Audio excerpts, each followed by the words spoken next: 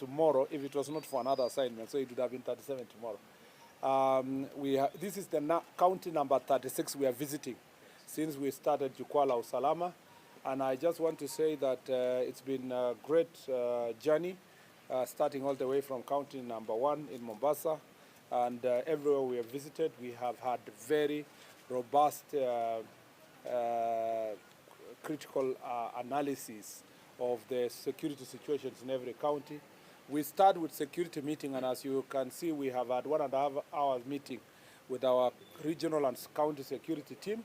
The idea is to realign our vision, to get security briefing, and to prepare ourselves for really what is very important, which is reorganizing our plans and strategies to deliver to the people of Kenya.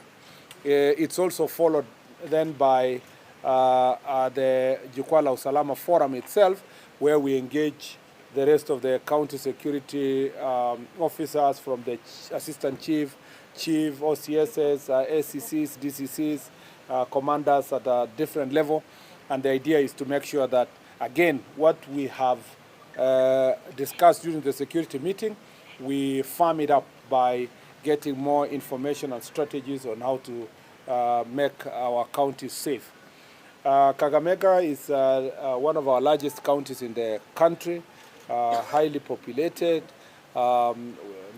with 12 constituencies. And Kakamega is also a very strategic regional headquarters, and therefore very strategic for our country. In terms of economic contribution, a number of factories are here. Farming is a very important economic activity in this county, and there's a lot of business and trade between Kakamega and the neighboring counties. It makes, therefore, Kakamega a very strategic county of interest. And when the Kakamega coughs, many of the areas in the country catch cold. And it's important for us to make sure that this county is safe and this region is safe. The biggest challenge, and I want to speak today for Kakamega, but also for the country, that when I came to office, I was given a brief when I assumed office less than 10 months ago. I think 9 months ago. I was given a brief about the extent of gangs in the country. And at that point in time, there was a real problem in Mumias area, Mumias East, West, and Butere. And then subsequently, there was an incident that happened there during a burial of a former chief, and then followed by also a situation that we found ourselves in, which is, we realized that every politician was now upping their game in terms of recruiting goons and utilizing gangs that are existing for different purposes. Let me say this, and this is globally, as a figure for the country. Whereas in other parts of the country, gangs and goons are prevalent in urban areas. That is places like Nairobi, some parts of Machakos, the urban and peri-urban. In Kiambu, the urban areas. In Kajiado, the urban areas. As I said, in Nakuru, the urban areas. In Mombasa, where it's basically urban, and in the fairly urban areas of Kwale. There is something very unique about Western region. It is the prevalence of goons and gangs everywhere, not just in urban areas. From where I came from in Mumias, not Mumias, Busia, to Bungoma, and now here. And the same problem is fairly prevalent in Kitale, which is an impact from the part of the Western region. There is a proliferation of gangs and goons, not just in urban areas, but all the way to rural areas. And this is really not acceptable.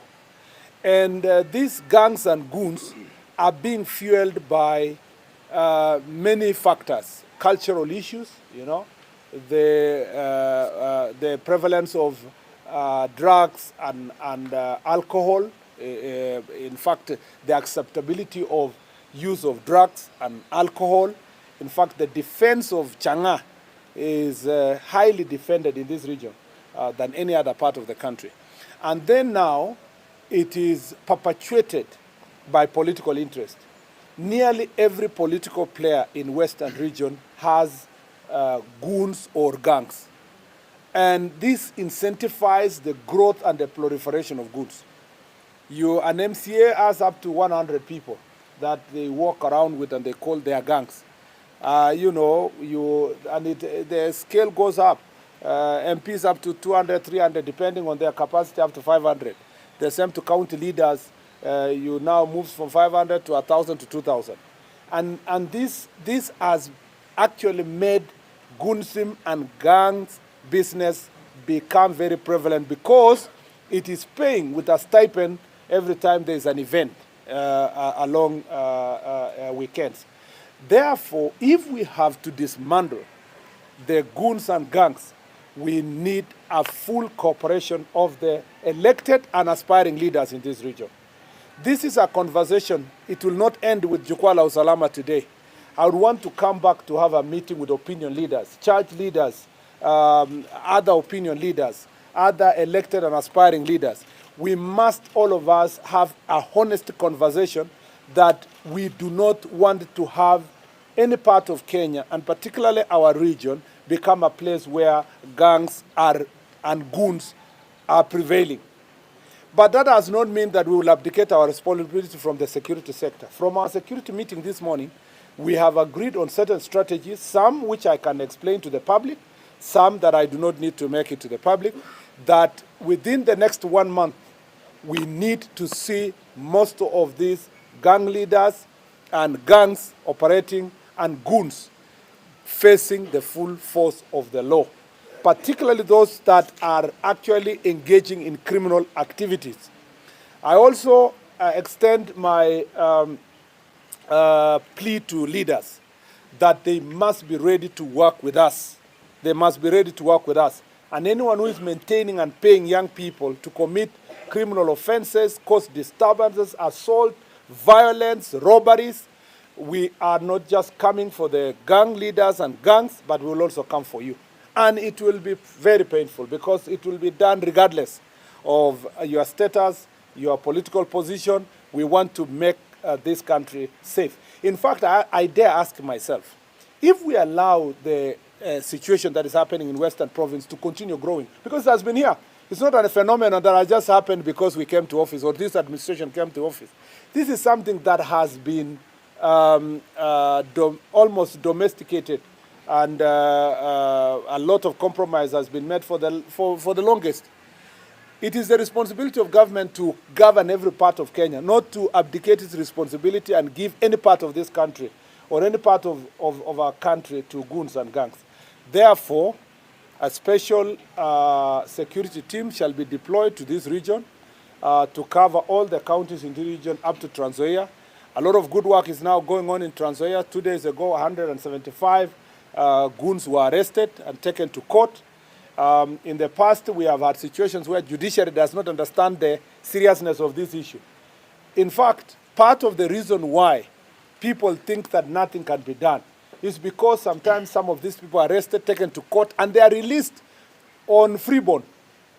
And the danger with that is that because we are trying to enforce the law, nobody from the village will come to testify in court if they know that that person is not going to, the courts are not going to take seriously the issues that are related to gangs and goons. For that reason, therefore, we will extend this conversation to the judiciary and the ODPP that we must work together. It is not about us. It is not about executive. It's about the country. And I really, really appreciate some of the magistrates that have done a very good job in other parts of the country to make it very punitive for these people to continue perpetrating the criminal activities that have actually been perpetrating. And therefore, the strategies we are going to put in place must bear fruit. We want to make, you remember when Mumia's East and West issue happened early this year, and the IG sent a special team to do some work. We have had relative calm, but we can do better. We can do better. Our idea is not to pacify. We must actually get rid of, so that the society, we get back to a society where political aspirants with their opponents political leaders with their competitors will hold same meeting, speak in same meeting, shake hands and go home in a peaceful environment. We have using a lot of resources. Every time there is a public meeting, there is a political meeting, we are deploying between 50 and 100 police officers to funerals. This is not tenable. Yet in other parts of the country, funerals happen without even a single police officer because this is a very solemn moment and family is trying to bury their loved one. There is no reason why it is being made to become a theater of violence. And I just want to say that we take this, if there is nothing we are going to take from Western region, it is if there is anything else we will want to see done in this region, and which I want you to follow as we dismantle, it is this issue of guns and guns. And it's going to be very painful. It's going to be painful to the boys and girls, but in most cases it's boys who are involving themselves in this trade, and it's also going to be painful with those financiers and the people who are trying to maintain them. Now, because of this existence of these gangs who operate during the day as political security and gangs, at night and goons, at night they are actually utilizing their time stealing cows. In places like Butere, for example, cattle theft is very high. And again, a good amount of work was done. A number of guns were confiscated. Some people are in court. And we have said that this crackdown must continue until we end this issue of cattle theft. There is also another big problem in this place, which is the prevalence of changa, particularly this county. Whereas in other counties we deal with adulterated ethanol and other types of alcohol that are smuggled from border counties, this county is a leading producer of changa in the Republic. I just want to say that it is the leading in the whole nation. And the danger with this is that most of this brewing of this alcohol is not to the standards of KEBS, it's not licensed, and therefore, some of it is done industrial scale and sold in the neighboring counties. I want to say that, again, a lot of good job has been done. We have netted in 6 months, in 8 months, over 30,000 liters of changa that have been confiscated, abandoned by the people. People have been charged. A good number of the suspects have been charged, and the work is going on to make sure that we deal with this issue. Also, that includes drugs, particularly marijuana. In some parts of this county, there is a level of acceptability of marijuana in some parts, especially bordering Vihiga County and other places. And a lot of work is going to be done and continues to be done to deal with the large-scale producers and distributors of bang in this county. The third issue that is of great concern is defilement. Just like Busia and Bungoma and this county, defilement cases are really alarming, to the rate of 18, 15 per month. There have been over 100 defilement cases in the last 8 months. That should tell you something about the prevalence of this act. This is being fueled by, part of it is this alcohol and drugs. The second one is cultural activities, particularly disco matanga. Disco matanga is also a behavior that we really need to deal with. In fact, I dare tell you that disco matanga is also contributing to, and these cultural activities around funerals is contributing to theft, because people leave their whole homes, all of them, to go for funeral the entire day, and then followed by a disco matanga, and then they leave their homes unattended to. Then the gangs and the criminals and robbers know that there is a level of vulnerability. They come and steal from people's homes. But more importantly, let me say that as a result of this issue, we have defilements that are perpetuated by disco matanga. The third issue is that there is concealment and the acceptability within community that even where an uncle defiles their own nieces, it is just the family will conceal, cover up, and they try to not to cooperate with the law enforcement agencies. We shall be having a honest conversation with our chiefs and assistant chiefs on what role they should play in terms of exposing these cases. We also want to have a conversation with the county government to see whether they can expand rescue centers where these defiled young girls are going to be rescued and put into, particularly where when their cases are ongoing, and also the case of gender-based violence, although they're not a very big scale, but they are there, and we want to see how best we can be able to deal with these issues. The other issues of land fraud, succession problems that are spilling over to become security issues, we are going to work together with the Ministry of Lands to deal with this issue, and officers that are involving themselves in fraudulent activities shall be dealt with. This is a summary of the top security issues in this county. We are happy that a lot of work is being done by the security team. They have requested us to bolster their strength and resources. They can be able to deal with the numbers in this county, and we are going to work on that, including in the next recruitment that is coming, and also in the procurement of the leased vehicles that is being undertaken between us and Treasury, and hopefully this will seal the loopholes and the problems that we have. Our target as a security sector is that by the time we are going to the next elections, this county will not be in any way be declared as an hotspot for violence. It shall be peaceful because we will have gotten rid of all the goons and the political gangsters that are causing havoc in meetings and public functions. And that is what I wish to say in summary. I'll take 3 questions. You so introduce yourself, your media house, and then you respond. Waziri, jina langu naitwa Sajida Jaman, nafanya kazi na inaitwa Jukwaa La Usalama Radio.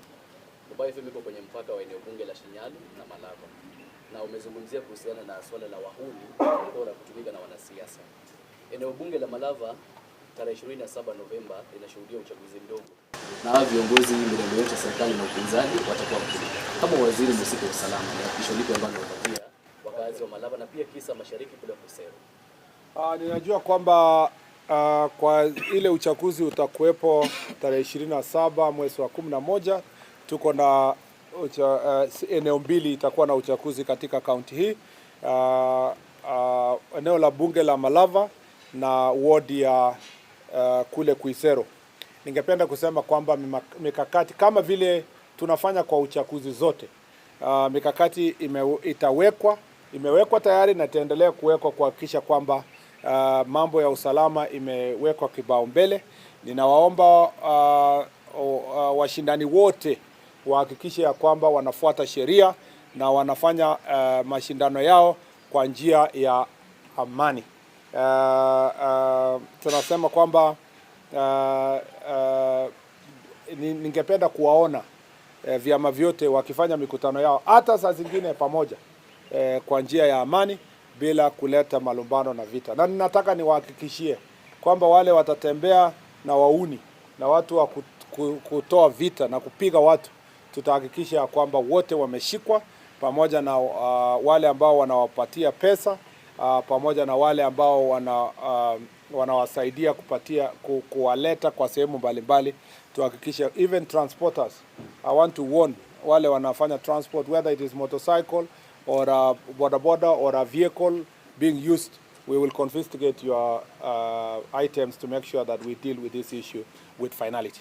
Asante sana. Waziri, jina langu naitwa William Apos, nafanya na NTV. William, kuna maswali mawili. Okay.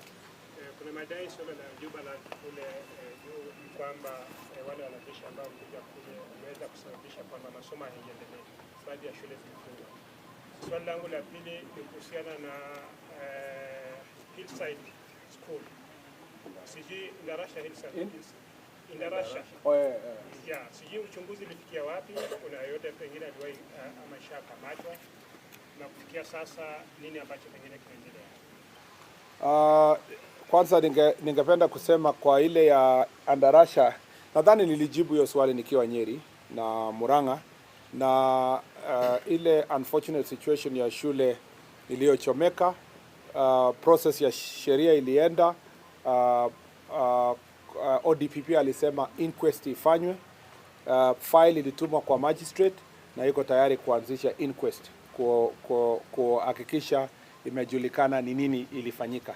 So tutangojea wote, na nilidhani jana ilirudiwa katika vyombo vya habari kwamba yale maneno nilisema nikiwa Nyeri ya kwamba process ya sheria bado inaendelea, kwa sababu sasa iko kwa magistrate na inquest itafanywa, na hiyo inquest ndio itatusaidia kujua ni nini haswa ilifanyika. Kwa hivyo inaongozwa sasa na idara ya mahakama kufanya ile inquest kujua ya kwamba ni nini haswa ilifanyika. Lakini tunaendelea kuwafariji wale walipoteza watoto wao. Ni jambo la kusikitisha sana, na pia kwa sababu kama wizara tumekuwa kibao mbele kuhamasisha watu kuhusu mambo ya disaster kwa Kiswahili inaitwa janga tofauti ya kila aina, kama ni ya moto, maji na yoyote ambayo inaweza tokea. Ni kwamba sisi kama nchi bado tuko mbali kidogo, aswa katika kaunti zetu, kuwa na vyombo vya kuzima moto, kuwa na ambulance ya kutosha, kuwa na uwezo ule tukipata janga lolote tunaweza kujisaidia sisi wenyewe kwa mashinani. Na hiyo nadhani kwamba ile shida tulipata kwa Endarasha lazima ikuwe funzo kwa sisi wote, kwa idara ya elimu, idara zote, sehemu zozote katika taifa letu, kwamba ni lazima tuweke kipaumbele mambo ya disaster management. Na ukienda budgets za counties, na unajua disaster management is a devolved function, although tunafanya pamoja national government. Ukienda budgets za county government, county departments za disaster, hakuna kitu. Uenda usome disaster management plan. Hata national government hatuweki kipaumbele mambo ya disaster management. Kwa hivyo ningependa kusema kwamba shida kubwa ambayo tunang'ang'ania ama tunapigana nayo sisi wote kama taifa ni kwamba lazima tukue na proper disaster preparedness kama nchi, ili kukabiliana na mambo disaster yoyote yenye inaweza kutokea. Katika ile mambo ya border protection huko Mandera, niliongea juzi na ningependa kurudia tena kusema kwamba taifa letu liko salama sana. Hakuna wasiwasi yoyote ambayo unaweza kusema kuna wanajeshi wa nchi zingine ama regions za nchi zingine ambao wamekuja Kenya kudhoofisha mambo ya usalama. Hakuna kabisa. Ningependa kusema hakuna mtu yoyote kutoka nchi nyingine amekuja Kenya kwa minajili ya kuja kupigana na Wakenya ama kupigana na Kenya. Hakuna kabisa. Na nilisema kwamba kila mara tunapokuwa na shida katika nchi jirani, unapata kwamba wananchi wanatorokea upande za Kenya, wengine wakikuja upande huu wanatafuta usalama. Ni ile kwamba nchi yetu iko salama. Na tunashirikiana na nchi jirani kuona kwamba wale watatorokea Kenya kwa kuhofia usalama wao, huwa wanarudisha kwa njia ya usalama. Kwanza ningependa kusema kwamba enemy ambayo tunaendelea kupigana nayo ni Al-Shabaab. Hawa ndio terror group ambayo imetusumbua kwa miaka mingi sana. Sisi hatupigani kama nchi na nchi ya Somalia, hatupigani na region yoyote ya Somalia. Sisi tunapigana na adui moja ambaye ni Al-Shabaab. Na kwa hivyo wale ambao nimeona wengine ambao wamewahi kuwa katika ofisi za uongozi katika taifa letu wakiongea kiholela kwa mambo ya usalama.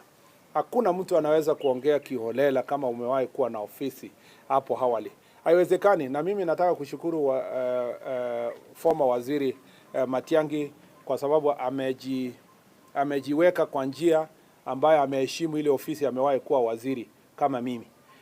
Hakuna siku nitatoka hiyo ofisi alafu wakati muda wangu umeisha nimetoka kwa hiyo ofisi niende niongee kiholela kuhusu security ya nchi. Nimeona wale wamewahi kushika ofisi za juu, Vice President Kalonzo, former Vice President wa Munyoro, wanaenda kuongea huko nje kiholela mambo ya usalama. Wanatafutia siasa ya pesa nani mambo ya usalama. Kweli tumekuwa na bahati mbaya kwamba watu kama hawa wamewahi kukaa kwa National Security Council. You know, mtu umewahi kukaa kwa National Security Committee, you know, huwezi enda kuongea kiolela mambo ya uongo ili kuharibia nchi yako. Mimi nataka kusema hapa wazi, Kenya is not under any threat from Somalia or any regional force from Somalia. The only threat we face as a country is the threat of Al-Shabaab. And every time our neighbors have any challenge, we have been able to accommodate any of the citizens of Somalia who have come to Kenya and return them in the right way. Some who have been able to be returned have been accommodated in Dadaab refugee camp. There has never been a threat. And I want to insist here, Kenya is not under occupation. You know, I see some lawyers speaking very in a casual manner. When you say there are occupation of forces from other country in our country, it means they have come in to invade us and cause and take over. We are absolutely, there is no one in Kenya that is in Kenya where, to occupy any part of the country without the Kenyan forces fighting them. And that's why any part we see an Al-Shabaab operative, we have been fighting them. Any other person who has come to look for safety, we have always found ways of returning them back to their country. Again, I want to reiterate that the security team that has gone to the media team that I saw some of the news items that some of your journalists went there. I saw them reporting from primary school in Mandera, reporting, interviewing our administrators in that region, and I didn't see any results to see that our schools are occupied or our people are under threat. Our country is safe, very safe, and I insist, very, very safe. We are not under occupation. And those who are just speaking in a very casual manner, occupation is a technical term. That means a takeover by a foreign force on any part of Kenya. There is none. And there is nothing that is happening in the country that we don't know. And there is nothing that is happening in this country that is happening and we are not handling in the right way, in the security way. All we are more focused in is to deal with criminals and to deal with Al-Shabaab as a terror cell. And we are not going to lift our focus from that issue. Any other diplomatic issues related to citizens of other country coming in or officers from other country, if they are found to Kenya, there is a diplomatic channel between us and Somalia or any region of Somalia to make sure that that is sorted. Kenya is safe and working with its partners to make sure that we continue dealing with the threat of terrorism, especially of Al-Shabaab. And we are very focused. In any case, the people who have been speaking have been talking about that we are in conversation with Al-Shabaab. So they need to calculate their statements properly. One hand, they say the government of Kenya has talked to Al-Shabaab. Now they are jumping. They are saying that, no, it's not Al-Shabaab. We are talking to the enemies of Al-Shabaab. So they need to tell us, are they with Al-Shabaab or are they with the citizens of Kenya? And this cheap politics that is being done using security must stop. And I want to remind former Vice President Kalonzo Musyoka and the former Deputy President, together with all those people who are speaking, especially persons who have held offices. I see the former Attorney General sitting there. He was a member of the National Security Team. I see sitting there former Minister Matiang'i of Interior, the National Security Team. Former Vice President Kalonzo has sat in National Security Team. Former Vice President Wamunyoro has sat in National Security Team. They must conduct themselves in a manner that demonstrates that they understand, even though they have personal challenges with leadership, they must also not struggle with the question of security. They must understand that this is not a sector that you can play political sport. So for our people, for our citizens in Mandera, everything is in order. We will, if there is any challenges of any person who is spotted in our country, civilian or otherwise, that have visited our nation, you know that we are going to deal with those issues, and we have always dealt with. But at the moment, our country is safe. You are asked two questions. Yeah, and I've answered. Yeah. So the last two questions. I really want to ask a question. Yeah, sure. So my name is Violet Awa. I work with TV47 in Kakamega County. Some time back, we covered a story of a police post that has only one police officer. Yeah. Are you aware that we have police stations or police posts that have less police officers? Absolutely. Do you have plans to deploy more? Yeah, that's true. We have genuine challenges of strength of police officers because of the numbers that have subsequently reduced over time with when we have not done recruitment. The good news is that we are recruiting 10,000 police officers, and that information will go out next week. You will be told about the dates and the processes of recruitment. We will also make sure that the recruitment will be free and fair of this influence of corruption and so forth. And once we do that, it will increase the strength of our police officers. That is actually the crux of Jukwaa La Usalama. These issues have continuously being raised. We also have police stations that whose strength, some of the officers are struggling with mental health, alcohol, and so forth. And we have the IG has given directions. I also give policy directions that all officers that are deployed must be of right mental health, and those who are struggling with alcohol abuse and so forth or addiction, they must be taken to rehabilitation center, and those who have mental health challenges must also be attended to, so that we have officers that are going to do the job that they are supposed to do. Yes, Maina, and then last. That's up. Yeah, my name is Givasu from KBC. On the Mandera issue, you've said those could be the people seeking safety and refuge in our country. Maybe you could provide their current status as now. How are you treating them? Are you treating them as refugees? Where are you keeping them for their safety? How are they being provided with their basic needs, shelter? Where are they being housed? And those kinds of things. At the moment, I can say without fear of contradiction that we don't have people in the country. That I can say that without fear of any contradiction, that there are no citizens of foreign forces that are in the country as we speak. And that I saw was covered by your news, media and so forth.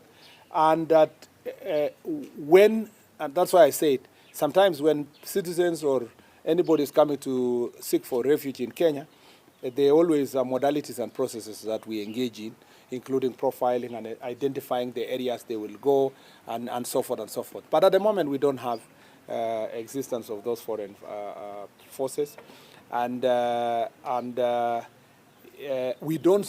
we also don't have anybody in Kenya that is in Kenya to come and arm us, except the Al-Shabaab that we are dealing with, and that remains our constant threat.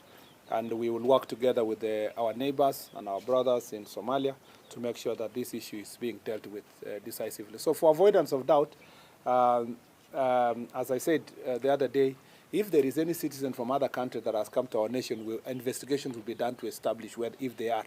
But so far, we don't have them. And we have a very peaceful nation, very peaceful country. Sometimes I saw some citizens saying that there are some officers from the neighboring country who are close to our border. We will also have to speak to them to make sure that the activities around our border, even however close it is, must not affect our side of the border. And therefore, the national, our Ministry of Defense and our National Defense Forces have the capacity to handle that effectively. But speaking as a Minister of Interior, internally we are safe, except the constant threat of Al-Shabaab that we are dealing with every day. Last one. Thank you, sir. My name is Brian Vitinho, working for SMFM here in Kakamega. My question is just concerned about umezungumzia kuhusu mambo na goons. Katika historia hivi karibuni tumeona mikutano ya watu ama ya viongozi wa upinzani ikivurukwa kwa njia moja ama nyingine, wengine wakilalamikia kwamba wamekuwa chini ya usimamizi wa maafisa wako wa usalama. Leo hii ukiwa hapa Kakamega unawahakikishia vipi? Nahakikisha kwamba ofisi ya usalama haijui nani ni opposition, nani yako serikali. Kazi yetu ni kupambana na majangili na wakora na goons na gangs, na tutafanya hivyo haijalishi uko kwa upande wa serikali ama uko upande wa opposition. So kila mtu akuwe tayari kufuata sheria, na ukifuata sheria uongee na security team, seek the necessary notifications, utapewa security ufanye mikutano yako. Hakuna haja kuenda kutafuta majangili wakuja wa kusimamia kwa mkutano. Wewe ukileta notification kwa national police officers who are here and the security team in the county and region, haijalishi huko upande kwani wa siasa, tutapatia wananchi ulinzi ya kutosha ili mkutano iendelee. Lakini kuna wengi ambao wanajaribu kufanya mikutano kiholela na wamebebana na magengi na majangili. Hiyo hatutakubali na tutasimama imara. Asante sana.